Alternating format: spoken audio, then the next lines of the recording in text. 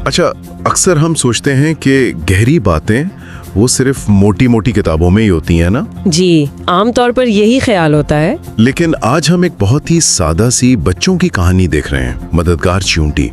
हमारे पास उसका एक हिस्सा है। तो सवाल यह है कि क्या ये नन्ही सी कहानी एक चींटी, आनी और एक कबूतर के बारे में, क्या ये वाकई हमें मतलब इंसानों के रवैये या समाज के उसूलों पर कुछ बता सकती है?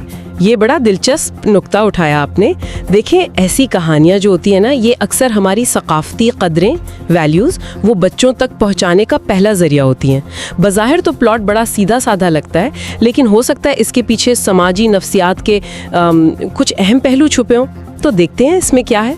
ठीक, तो कहानी यूँ शुरू होती है कि एक बाग है, वहाँ आनी नाम की चींटी है। छोटी सी है मगर बड़ी मेहरबान।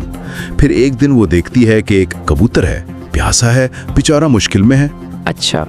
और कहानी का जो आप कह लें अहम मोड़ वो ये है कि आनी भाई इतनी छोटी होते हुए भी वो एक पत्ते पर पानी के कतरे देखती है और कोशिश करके अपनी हिम्मत से उसे कबूतर तक पहुंचाती है। तो ये सिर्फ हमदर्दी नहीं, ये एक अमल है, एक कदम उठाया उसने। बिल्कुल। और यहाँ देखें ना, कहानी एक मिसाली, एक आइडियल सूरत हाल दिखा रही है। मतलब आपके पास वसाइल कम भी हों, फिर भी आप मदद करें। नफ्सियात में हम इसे प्रो सोशल रवैया कहते हैं, यानी ऐसा काम जिससे दूसरों को फ़ायदा हो। लेकिन हाँ, ये भी है कि कहानी इस काम को बहुत आसान करके दिखाती है। असल ज़िंदगी में तो ऐसी मदद में आपको पता है ख़तरा भी हो सकता है, या शायद वसाइल ही ना हो। सही।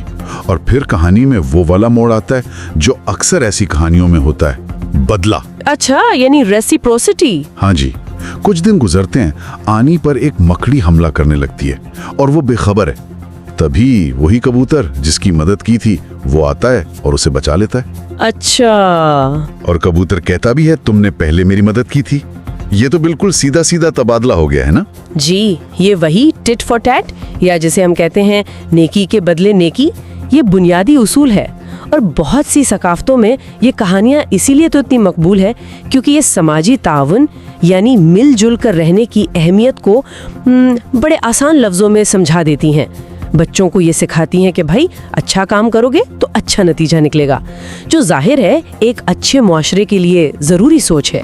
लेकिन मेरा एक सवाल है, क्या ये हमेशा इतना सीधा होता है? मतलब कहानी में तो बदला फौरन मिल गया और बराह रास्त उसी से मिला जिसकी मदद की थी। असल जिंदगी में तो हो सकता है मेहरबानी का सिला कभी मिले ही ना, या किसी और तरह से मिले, या बहुत बहुत देर से मिले।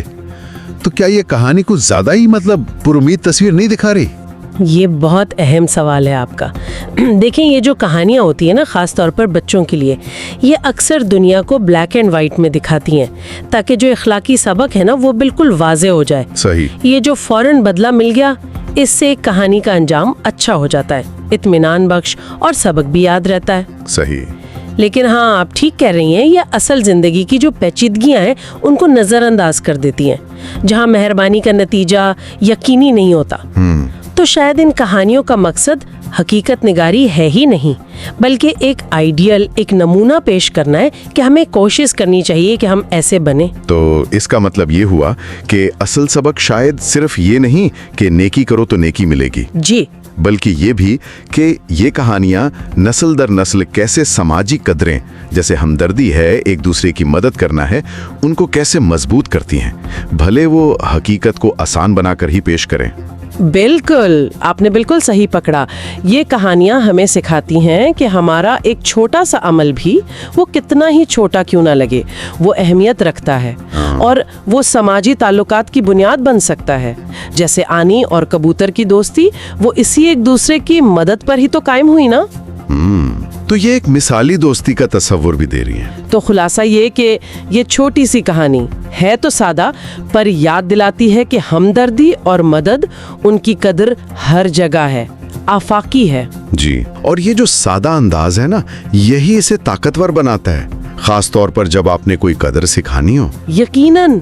और ये हमें सोचने पर भी मजबूर करती है कि ये जो सादा से उसूल हैं, ये हमारी रोज़मर्रा की ज़िंदगी में, हमारे फैसलों में, हमारे रिश्तों में ये कैसे लागू होते हैं। बिल्कुल। आखिर में एक ख्याल आ रहा है जहन में, कहानी तो फौरी बदले पर जोर देती है, लेकिन क्या असल अखलाकी पुख्तगी, असल बड़ाई ये नहीं कि मेहरबानी उस वक्त भी की जाए जब बदले की कोई उम्मीद ना हो, या जब पता हो कि शायद इसका कोई फौरी फायदा नहीं मिलने वाला?